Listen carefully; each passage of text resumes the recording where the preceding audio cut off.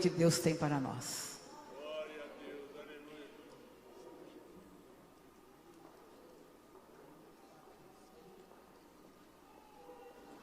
Glória ao nome de Jesus. Marcos,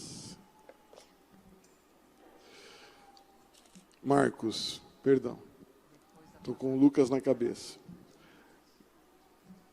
Marcos, capítulo 9.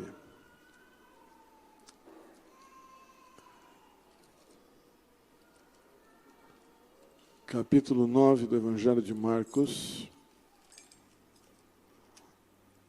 E o verso de número 23 diz assim: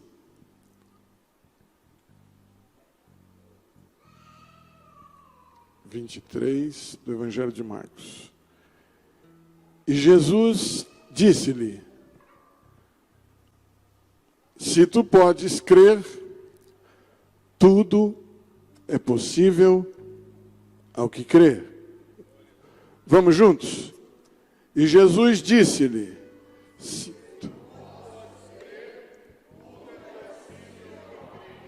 o irmão que está do seu lado merece levar essa profetizada no ouvido. E Jesus disse-lhe: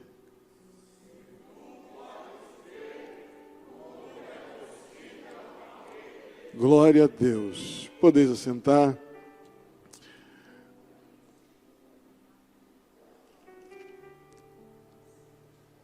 Marcos trata neste texto da situação de uma família que estava em problemas. A situação de uma família que estava vivendo uma situação conturbada dentro de casa há muitos anos.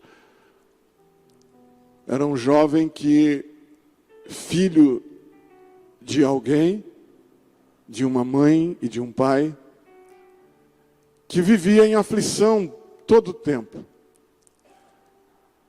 A Bíblia mostra na epígrafe do texto que diz assim: o jovem lunático. Um lunático, na linguagem da psicologia, da medicina, é alguém que tem uma grande deficiência mental, uma perturbação mental. E quando nós vemos Jesus tratando de um jovem como esse, a gente pensa assim: mas por que tem isso na Bíblia? Porque tudo na Bíblia é relacionado com a nossa vida e nossa fé. Porque tudo que está escrito aqui traz algumas lições favoráveis para nós, para nos ensinar no nosso dia a dia.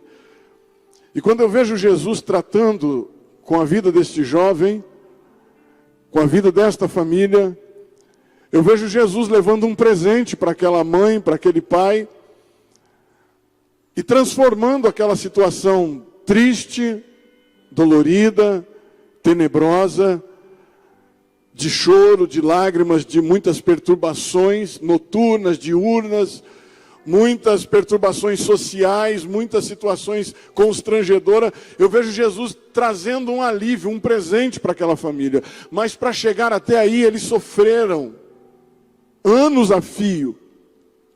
O jovem lunático, este jovem que tinha esse problema, esse déficit mental, ele, além de ter esta situação quando criança, ele, além desta fraqueza mental, ele era também, posteriormente, depois da sua infância, ou na sua infância, ele começou a ser perturbado por Satanás, por um espírito maligno. Satanás aproveitou da doença do menino, Satanás aproveita da fragilidade mental que ele tinha, e entra e faz morada dentro daquele jovem. O jovem, a partir de agora, é endemoniado. Ou seja, Satanás faz um ninho dentro dele, dentro. E aí quando ele abusa da fragilidade daquele jovem, ele começa a fazer atrocidades, começa a desenhar na vida daquele moço um outro jovem, uma outra pessoa. Aquele jovem começa a se definhar, porque a Bíblia diz que ele ia emagrecendo, ele ia se secando. A Bíblia diz que às vezes o espírito maligno lançava ele no fogo ou lançava ele na água. O espírito maligno se apoderava dele e abusava do seu corpo físico, a ponto de fazer ficar humilhado diante da situação, das pessoas, da sociedade. Era um peso para a família conduzir aquele jovem. Imagina Braz numa festa e aquele jovem, de repente, o Satanás se apodera dele, possui aquele moço e ele começa ali a fazer coisas que constrangem a família. Imagina o constrangimento dos pais, da mãe. Além de que Satanás deixava ele no chão. E sempre assim. Quero abrir um pouquinho aqui e dizer para você. Percebe que foi na fragilidade da sua mente que Satanás entrou e fez nele morada. Na fragilidade da sua mente. Ele vivia afastado de Deus, ele vivia longe de Deus, ele vivia uma vida exposta a todos os males deste mundo. Então Satanás vem e habita. Eu quero dizer para você, se estais longe de Deus nesta noite, se aproxima dele, porque ao invés desta coisa ruim, Jesus quer habitar no seu coração. Jesus quer fazer morada na sua vida. Pastor, mas eu sou crente. Não tem problema, mas nós podemos ser crente, mesmo crente, nos afastamos de Deus. Mesmo crente, nós fugimos da justiça de Deus. Mesmo pondo a Bíblia debaixo do braço, às vezes somos inconsequentes na fé. Mesmo colocando uma Bíblia, colocando um palitozinho, né? E nós obreiros aqui, uma roupinha nova igual essa do Braz, nós erramos, nós mentimos, nós falhamos. E o diabo então aproveita dessa nossa fraqueza aí, e de longe, a Bíblia diz que ele está ao nosso, os crentes, ele está ao nosso, fazendo o quê? Rugindo como leão, buscando quem possa tragar. Se ele conseguir uma brecha na sua mentira, ele entra, te domina e depois você se torna um mentirosinho de Satanás, porque não tem mentiroso de Jesus. E nesta nossa fragilidade, nos afastando de Deus, é onde Satanás aproveita para lançar armadilhas, lançar setas e dardos que fere a nossa moral, que fere a nossa conduta, que fere os nossos sentimentos, que fere as nossas emoções, que fere a nossa vida social, que fere o que vivemos, quem somos. Mas Jesus, irmãos, Ele nunca nos abandona, Ele nunca nos deixa, Ele nunca deixa para lá, Ele nunca deixa de lado aqueles a quem Ele ama. Jesus sempre está se aproximando de você. Jesus sempre está querendo estar próximo de você. Jesus sempre está querendo estar do seu lado. Olha o versículo 14. E quando se aproximou dos discípulos, viu ao redor dele grande multidão, e alguns escribas disputavam com ele. Onde tinha escribas e fariseus, eles ficavam discutindo o que era certo, o que era errado, o que era isso, o que era aquilo. Discutiam os milagres de Jesus, discutiam, desconfiavam e não acreditavam, desdenhavam do mestre. Onde tinha escribas e fariseus, eles faziam com que os discípulos ficassem humilhados e desacreditados daquilo que eles possuíam. Porque o texto vai nos dizer que este pai aflito, ele leva o seu filho aos discípulos de Jesus. Mas os discípulos não puderam expulsar o mal que estava no menino. O menino continuou da mesma forma, com as mesmas reações e emoções espirituais. Aquele jovem continuou com os mesmos problemas depois de ter ido aos discípulos. Os discípulos, depois de afrontados pelos escribas, eles temeram qualquer coisa. Quando você é afrontado por alguma coisa na sua fé, você logo olha para você mesmo e diz: é verdade, eu não sirvo para isso. Eu não tenho esse poder que Jesus disse que eu teria.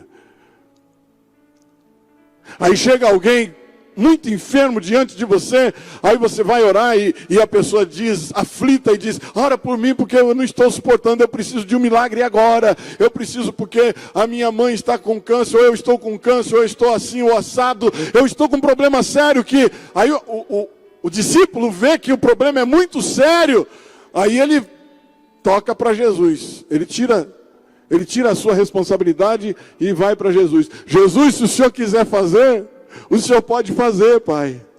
Eu sei que se o Senhor quiser fazer um milagre na vida desse teu filho, o Senhor pode. Então, Jesus, faça a tua vontade. Marcos, capítulo 16, a Bíblia diz que Jesus deu poder para expulsar demônios, deu poder para curar enfermos. A Bíblia diz que Deus deu poder. Deu para quem? Para os discípulos, para os pastores, para os presbíteros? Não, Ele deu para você, deu para você, deu para você. A partir do momento que você aceita Cristo como Salvador, e o Espírito Santo começa a fazer morada dentro de você, você tem poder e autoridade de Deus na sua vida. Mas o problema é que nós não acreditamos em nós. Então ali tinha um problema. Os discípulos não conseguiram expulsar porque não creram que poderiam fazê-lo. E aí o pai de família vai a Jesus. E ele chega a Jesus e diz: olha, eu levei para os seus discípulos, mas eles não puderam expulsar, eles não puderam fazer nada. Está no versículo 18. Ele diz assim: e este, onde quer que apanha, despedaça, ele espuma, range dente e vai se secando. Eu disse aos teus discípulos que o expulsassem, eles não puderam. Os discípulos não puderam fazer. Porque eles achavam que não tinham condições. Quando eles levam o moço a Jesus, quando ele leva o moço a Jesus, Jesus diz assim: ó geração incrédula, versículo 19, ó geração incrédula, até quando estarei convosco? Até quando sofrereis? Aí Jesus dá uma palavra maravilhosa: trazei-mo. Aqui é uma língua bonita do português, né? Mas na nossa linguagem, traz ele aqui. Traz aqui. Qual é o problema que você está vivendo nos últimos dias ou a sua vida inteira? Qual é a situação que você está sofrendo, chorando, sendo humilhado, pisoteado, esmagado? Qual é o problema que está te afligindo nesses últimos tempos? Jesus está dizendo: traz aqui. Traz aqui. O que Jesus estava mandando ir a ele era o problema da família. Era o jovem que era lunático e agora endemoniado. E Jesus está dizendo: traz esse problema aqui, porque tem que ser solucionado. Quem vai a Jesus, ou quem vem a Jesus, não pode sair com problemas. Quem vem a Jesus, os seus problemas são resolvidos. Quem vem a Jesus, a sua vida é transformada. Quem vem a Jesus, a sua vida é modificada pelo poder do Espírito Santo. Mas quem vem a Jesus de verdade, porque está um tal de vir a Jesus porque é bonitinho, está um tal de vir a Jesus porque aceitar a Jesus porque agora é moda, né? Ser crente, participar de uma reunião evangélica. É tão bonitinho estar no meio dos crentes, fingindo de crente, mas não sendo crente coisa nenhuma. Mas o Espírito Santo conhece os nossos corações e sabe das nossas intenções. Ele sabe das nossas intenções. Não adianta a gente vir falar e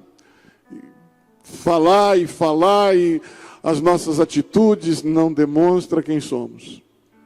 Não adianta a gente mostrar quem somos aqui bonitinho, todo cheio de coisa, né? Roupinha bonita, terninho bonito, cabelinho bonito. Não adianta a gente vir assim, porque quando você sobe aqui, alguém fala assim, nossa, que bênção, mas Deus conhece você de dentro. Sabia disso?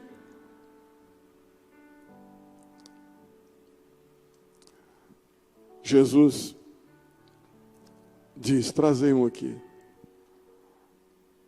Traz ele aqui. E trouxeram. Quando o jovem chegou perto de Jesus, o versículo 20, diz assim, e trouxeram-lhe, quando ele o viu, logo, olha aí, quando Jesus viu, logo o espírito agitou com violência, e caindo endemoninhado, por terra, revolvia-se espumando. Sabe que o que Satanás quer é que você se agite mesmo. O que Satanás quer é que a gente se contorça com a situação. O que Satanás quer é humilhar a gente diante de uma situação, é isso que ele quer. E aí a gente, achando que temos direito, achando que nós podemos vencer, achando que nós somos fortes o suficiente, a gente começa a se agitar de um lado para o outro, tentando resolver o problema, mas nós não conseguimos, só nos tornamos mais humilhados e humilhantes. A situação só vai constrangendo mais, cada dia mais. E aí nós vamos entendendo que nós não podemos fazer nada. Nós não temos controle, porque estamos longe daquele que pode mudar a situação. Mas quando estamos perto dele, versículo seguinte, 21, diz assim, e perguntou o pai dele, quanto tempo há que sucede isso? E o que o pai disse? Vamos juntos? Fazia tempo. Desde menininho, Vitorino. Ele não dava lugar a Deus desde menininho. Satanás aproveitou da sua fraqueza. E tem gente que Satanás aproveita da fraqueza e desde menininho ele mente. Desde menininho ele é falho. Desde menininho na fé ele erra. Desde menininho ele tenta se recompor e não consegue. Desde menininho, ele tem um problema sério na vida. Há quanto tempo faz que esse problema te persegue? Há quanto tempo faz que esta situação é um caos? Eu estou pregando para alguém aqui nesta noite, direcionado por Deus, porque eu sei que tem alguém que precisa ouvir esta palavra. Há quanto tempo você está sendo afligido por este mal, por esta situação, por essa questão? Há quanto tempo? Se Jesus estiver por perto, se você estiver ligado nele, se você estiver envolvido com ele, você pode descansar o coração, porque ele vai resolver o problema. Ele vai resolver a situação. Levaram a Jesus e ele disse, quanto tempo faz? Desde a infância. Desde a infância. Eu fico pensando naquele tipo de prova que as pessoas vivem e nunca saem delas. Sabe, Maurício? erra aqui, erra aqui, erra aqui, e não consegue sair dela. O seu recurso é um encontro verdadeiro com Ele. Porque quando Ele te tocar, você vai fazer a coisa certa, você vai viver o reino e a justiça de Deus na sua vida. Você vai ter prazer em coisas de Deus, coisas dos céus.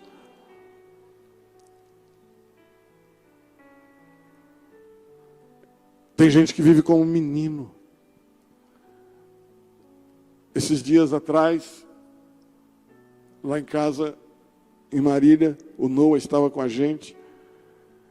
E eu estava de joelho orando, falando com Deus. E o Noah ficou ali, acordou, levantou e ficou ali.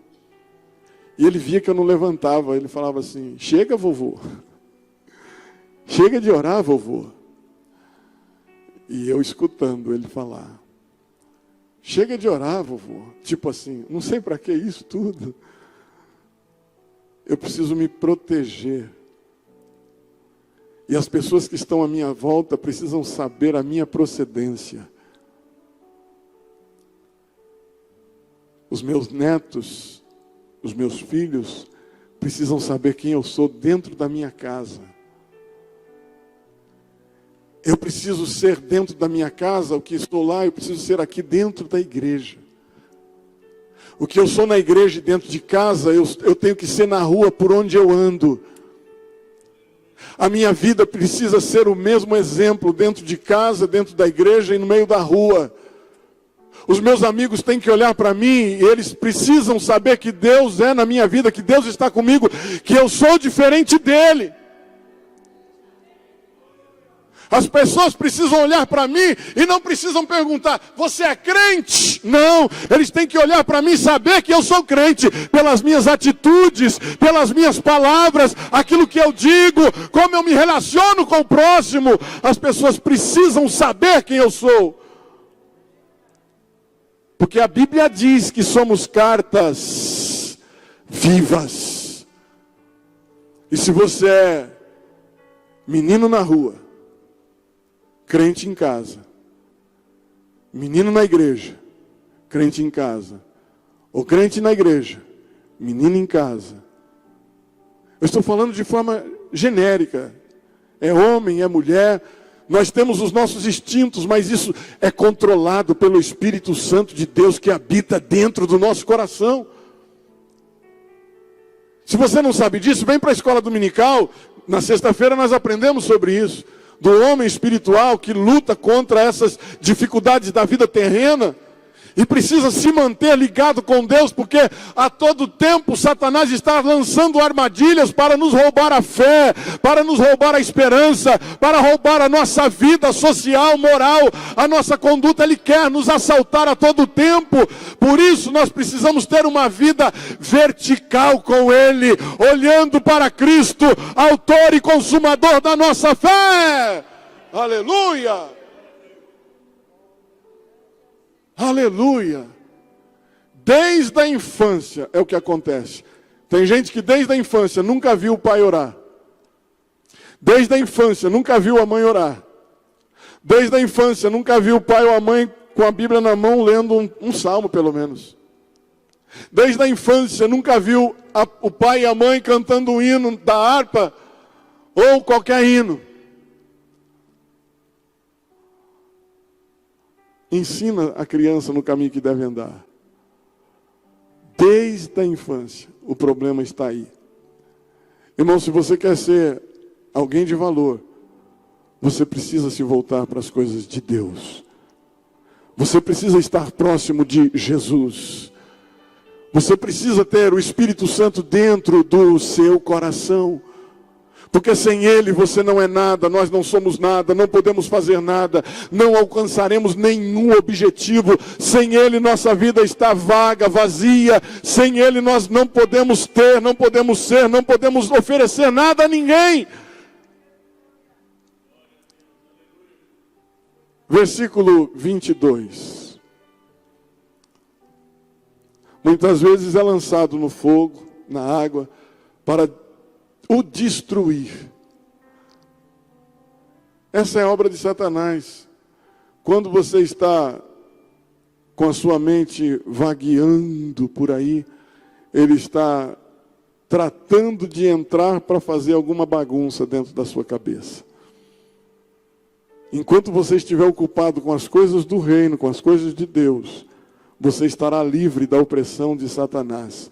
Mas quando você der lugar na sua mente, no seu coração, na sua boca, a Bíblia diz que nós devemos guardar o nosso coração, porque é dele que procede todas as saídas da vida.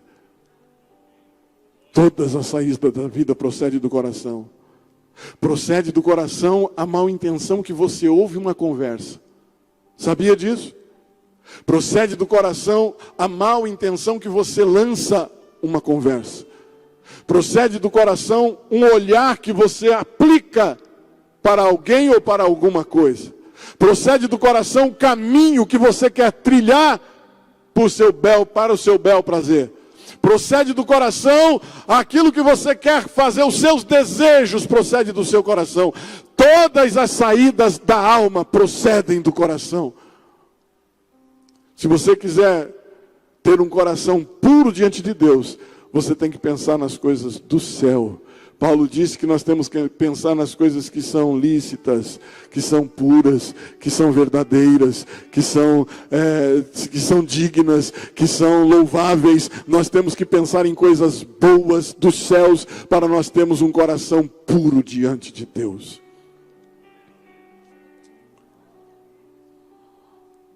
Satanás quer nos destruir a todo tempo. Ora no fogo, para acabar com a sua vida, para destruir tudo aquilo que está à sua volta. Ora na água, para desestabilizar a sua vida, para desestabilizar você, para acabar com aquilo que você pensa, projeta ou tenta produzir. Ele quer acabar. Então ele te lança no fogo ou te lança na água. Versículo 23. E Jesus disse, olha que palavra maravilhosa. Jesus foi diferente dos discípulos, Noé. Jesus foi diferente dos discípulos. Os discípulos olharam e disseram para o pai, não conseguimos, sem sucesso. Jesus olha para o pai e diz, se tu podes crer. A questão aqui não está na capacidade de curar de Jesus. Percebe isso? Ele pode fazer. Mas a questão aplicada não está na capacidade de curar que ele tinha, mas sim na fé do pai. Ele olha para o pai e diz, se tu podes crer, com autoridade, ele diz, tudo é possível ao que crer. Como não ser possível, irmão, um milagre daquele na frente do mestre, diante de Jesus? Ele lança uma palavra de ânimo, uma palavra direcionada para alguém que estava com problema, mas que podia crer. Lá no fundo tinha ainda um fiozinho de esperança dentro do coração daquele pai. Então Jesus lança uma palavra de ânimo e diz, se tu podes crer, tudo é possível ao que crer. Esses dias eu fui visitar, eu vou contar o testemunho dele aqui, porque ele não está, mas eu vou contar o testemunho. Se ele estiver assistindo ou assistir depois, me perdoa, filho do pastor Natanael. Eu fui visitar o pastor Natanael essa semana, acho que sexta-feira, último dia da semana, dia de pagamento de funcionário. Primeiro mês, adivinha? Não tinha. E eu cheguei, a irmã, a sua mãe estava chorando. Ela olhou para mim e disse, pastor, foi Deus que trouxe a senhora aqui. Eu falei, que foi, filha? Ah, pastor, eu não sei o que está acontecendo. Toda vez, isso e aquilo e tal. Fica tranquila. Deus sempre tem um caminho. Ele sempre consegue abrir uma porta. Mas é difícil, pastor, porque é o primeiro mês e os funcionários e não sei o que, e não tem dinheiro para pagar os funcionários. Imagina você trabalhando na nova padaria da cidade, o primeiro salário seu não vai conseguir ser pago. Imagina a aflição do coração do patrão que não conseguia fazer isso. Aí ela disse assim, vai lá, fala com ele. E eu fui lá falar com ele, entrei no escritório e conversei um pouco, acho que 2 minutos, falamos algumas coisas. Eu falei, posso fazer uma oração por você? Ele disse, pode, pastor, deve. E oramos. Eu disse, Deus, o Senhor é Deus de milagre. O Senhor traz à existência o que não existe. Eu lembro das palavras que usei. O Senhor traz à existência o que não vai me levar lá na sua empresa, no seu lugar de trabalho, na sua casa, porque eu não sou curandeiro e nem faço milagres. Quem faz é Deus. Aí eu disse, Deus, o Senhor é aquele quem traz à existência o que não existe. Para o teu filho não tem esperança agora. Ele está vivendo, Senhor, a pior fase desse mês na vida dele. Olha para a situação do teu servo. Abre uma grande porta para ele. Faça um milagre, Pai. Ele não tem recurso para cumprir as suas obrigações. Deus, entra com a tua providência hoje e faça o teu nome ser glorificado. Fui embora. Peguei a Evelyn, vamos embora para casa. Eu cheguei em casa, acho que 7h30, ele mandou uma mensagem. E eu não vi. Aí no outro dia, ele mandou outra mensagem. Falada. Pastor, eu mandei ontem, você não viu, mas dá um time aí. Tá, ele é meio coisadinho, né? Dá um time aí, tá, não sei o quê. Pastor, foi demais. O senhor acabou de sair daqui, pastor. A coisa começou a rodar. E a coisa foi rodando, e foi. Pastor, não precisei pegar emprestado de ninguém. Foi daqui mesmo que saiu o recurso, pastor. Consegui, venci. Aleluia. Xaraba canta lá. Tudo é possível ao que crer. Aleluia. Aleluia. Se você pode crer, tudo é possível ao que crer. Um dia eu estava numa aflição no começo do meu ministério. Eu era vendedor de ferramentas, óleo, derivado de petróleo. Vendia para essa região do Mato Grosso, Santa Fé do Sul, Votuporanga, Rio Preto, e fazia uma estripulia na linha de comercial. E quando eu estava no auge, começando a ganhar dinheiro, bem novo ainda, Deus falou para mim, eu te quero 100% na minha obra. Irmão, eu acho que lutei uns 5 anos com Deus nessa questão. A Evelyn era recém-nascida, e eu lutando com Deus por anos. A Evelyn é aquela moça que regeu os jovens aqui, filha, mãe daquele garotinho, aquela garotinha que corre pra caramba, que nós vamos puxar a orelha deles em casa. A Evelyn, aos 3 anos de idade, e eu na luta com Deus, a Evelyn foi acometida de meningite. Nós tínhamos feito uma viagem, ela voltou mal, e levamos ao médico, e ele disse, olha, ela está com meningite. Por ela ter passado o dia e a noite, ela está talvez com o sangue bem infectado. Então, pode ser que haja uma certa complicação, mas vamos já mandar... Era madrugada, né? Quando ela foi. Era madrugada do Dr. Oscar Levi, nosso médico lá. Ele atendeu de madrugada e disse, direto para a Santa Casa. Fomos para a Santa Casa, ele já preparou a internação, e a Evelyn chegou, ficou esperando o anestesista para fazer a punção. Quando o anestesista veio fazer a punção da Evelyn, ela já estava medicada, ela estava com 70% das células infectadas, doutor. Dr. Oscar olhou e disse, se ela sobreviver, ela vai ter sequelas graves. Ela pode vegetar em cima de uma cama, ela pode ser surda, ela pode não falar mais, ela pode ter sérios problemas, não andar mais, ela vai sofrer, vocês vão sofrer, se ela sobreviver. Era uma manhã de Santa Ceia, e eu lutando com Deus já há uns 4 anos por aí. Eu não vou. E naquela manhã de quarta-feira, a Beth olhou para mim e disse assim, de Santa Ceia, era um domingo pela manhã, ela disse assim: até quando você vai teimar com Deus? Até quando você vai ficar lutando essa luta que você não vai vencer? E eu cobrei a minha consciência, olhei para dentro de mim, olhei a Evelyn, eu vi a Beth, o sofrimento, a luta que seria o futuro nosso, mas eu não barganhei com Deus. Eu tive que lutar com a minha teimosia. Eu olhei para mim e disse: tudo bem, eu vou fazer o que Deus quer de mim. E naquela manhã de Santa Ceia tinha um pastor pregando da Bahia. E ele pregava a palavra de Deus, e pregava. E aí ele falou de oferta, ele disse assim: o que você vai ofertar para Deus hoje?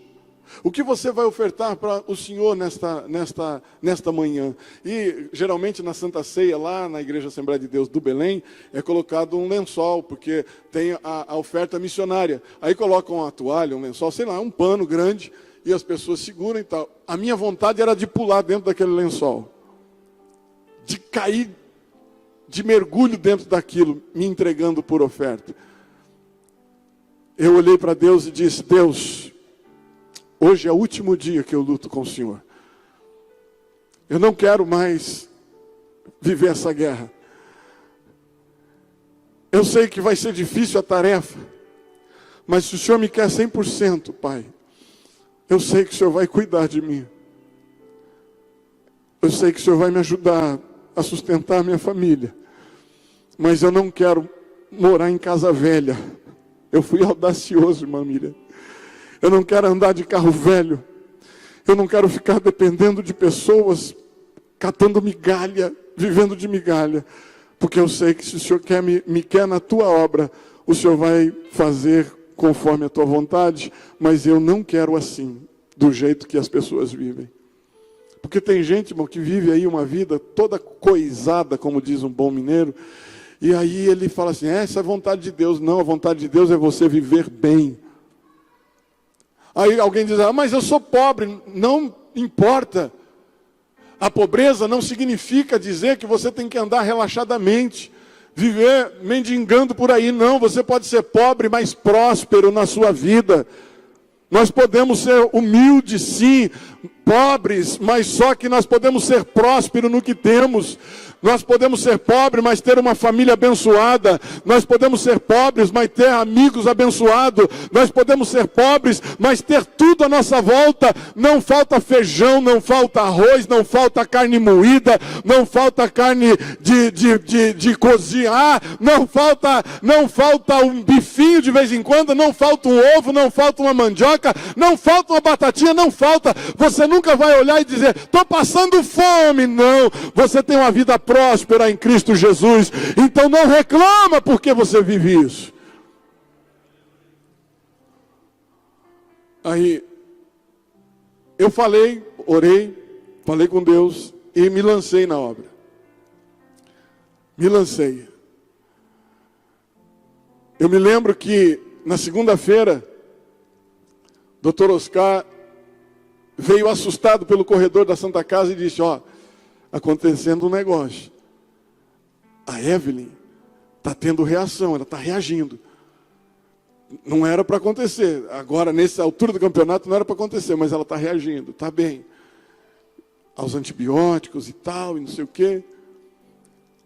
A Evelyn teve alta uns 15 dias depois. Ele falou: fica de olho, porque ela vai ter alguma reação, alguma sequela. Pode dar convulsões, ela pode ter problema auditivo. Fica de olho, ou ela não vai poder falar mais.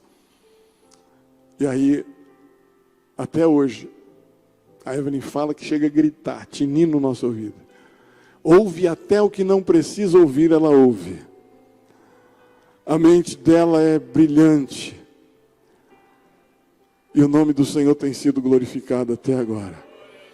Faz 27 anos que a medicina se enganou com ela e que a meningite não conseguiu vencer.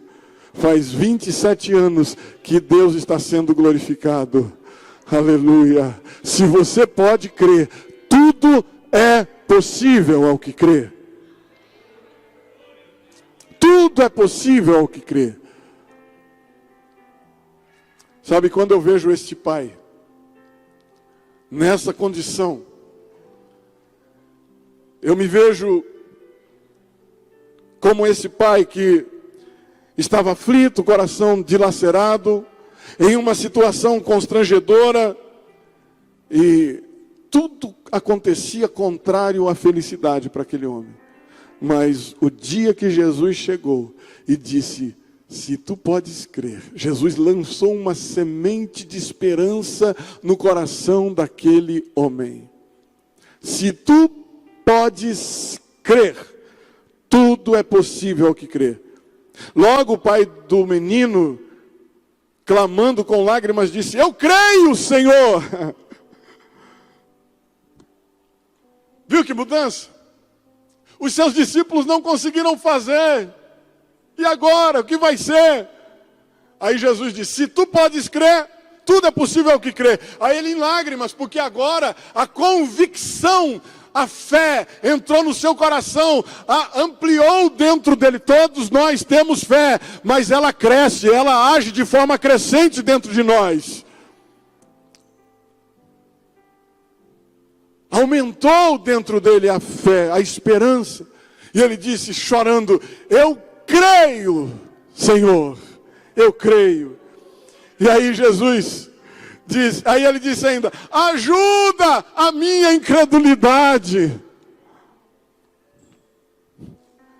Ele reconhecia que era incrédulo. Mesmo quando ele disse, eu creio, mas ele disse, ajuda a minha incredulidade. Quantos de nós somos incrédulos? Crentes. Quantos de nós não conseguimos crer naquilo que está diante de nós, quanto mais aquilo que nós não podemos ver?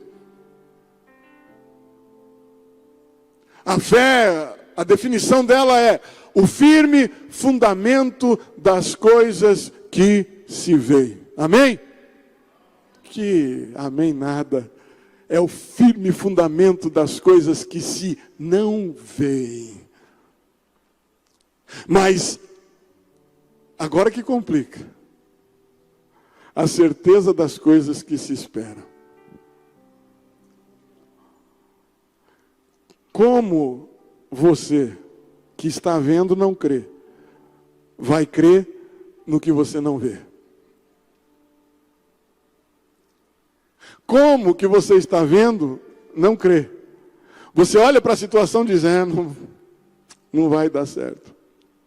Não vou conseguir, não vai acontecer.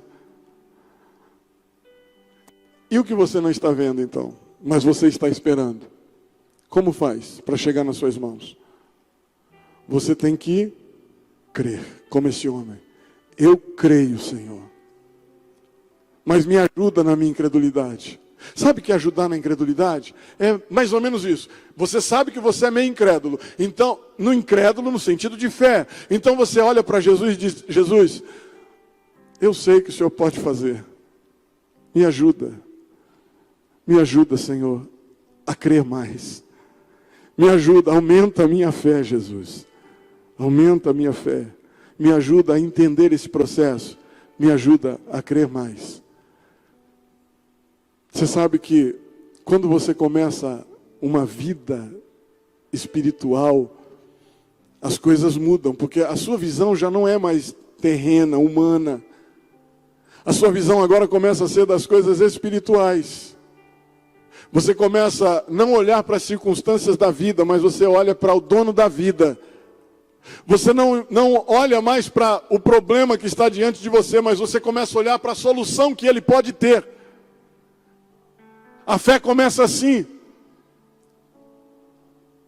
E se você quiser ter fé, você precisa ter problemas. Se você quiser ter fé grande, você precisa ter grandes problemas. Porque é através dela que a sua fé é aumentada e você alcança o ideal.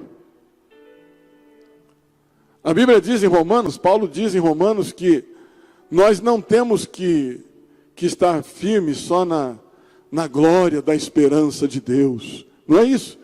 Nós não temos que estar firmes somente na glória da esperança de Cristo Jesus, mas nós temos também que nos gloriar. Nós não temos que nos gloriar só nisso, nas coisas do céu, as coisas eternas. Vai ser ruas de ouro, vai ser mar de cristal, vai ser árvore da vida, vai ter praça, vai ter gente, vai ter anjo, vai ter arcanjo, querubim, serafins. Vamos cantar no coral, vai ser coisa mais linda do mundo. Vai ter instrumento, vai ter violino de ouro, violino de rubi, violino com arco irmão, vai ser maravilhoso. A nossa esperança não tem que ser só essa, mas nós temos que nos gloriar nas tribulações. Tem crente aí ainda? Nós temos que nos gloriar nas... Eu duvido que você olha para uma tribulação, irmã Miriam, como essa que está acontecendo, e fala, ai, que tribulação boa, abençoada.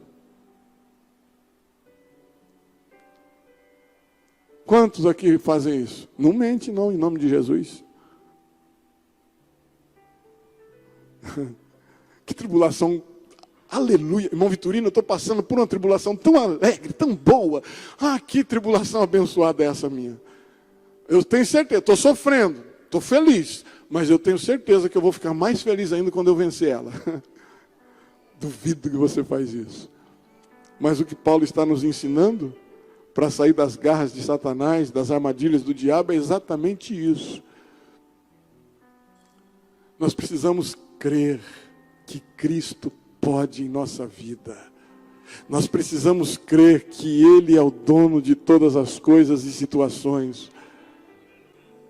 Ele é grande, poderoso. Quando Ele olha para aquele pai e diz, tudo bem, pai, se você crê, então fica tranquilo. E clamando, e o espírito imundo, aí Jesus, versículo 25. E Jesus, vendo que a multidão corria, antes que a multidão chegasse, Jesus disse, espírito mudo e surdo, eu te ordeno, sai dele e não entres mais nele.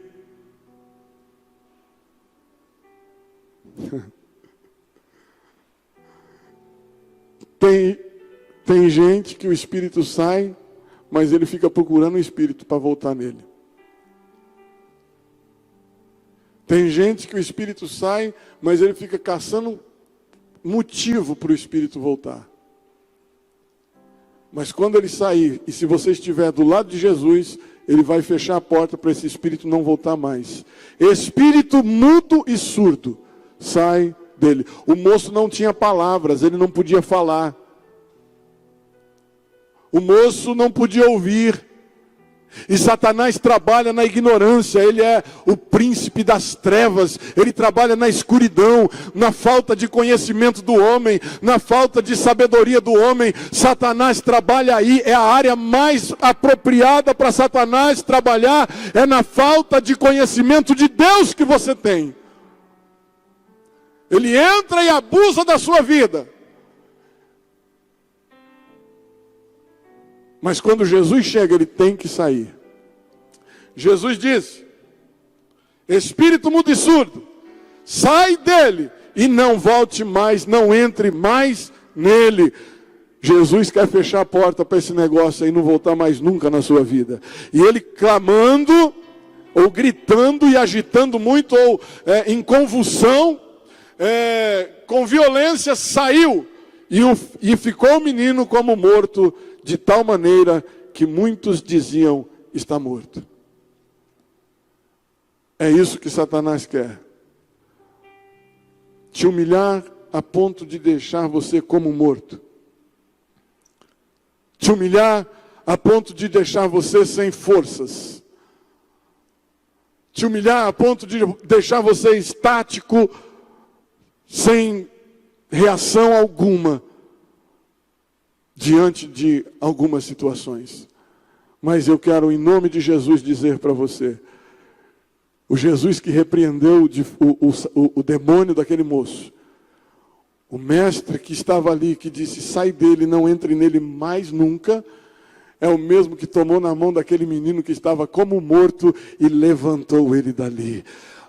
Ainda que você esteja como morto, Ele vai te levantar. Ele te toma pela mão e diz, levanta, vamos, vem comigo, porque tem muitas coisas pela frente para você viver. Vem comigo, porque eu tenho sonhos, projetos, propósitos. Vem comigo, porque eu tenho coisas novas para entregar, para fazer na sua vida. Vem, levanta-te, levanta, levanta. Jesus quer te levantar. Jesus quer te levantar.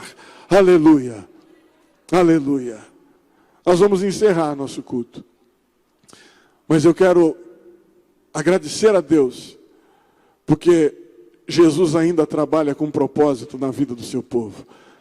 Ainda que Satanás pensa que te derrotou e que te humilhou e que te colocou no chão, ainda que Satanás te faça se tornar mentiroso, cabra ruim, mau caráter, de mau conduta, Jesus ainda está disposto a transformar a vida das pessoas e levantá-las do chão, porque Satanás as deixa como mortos.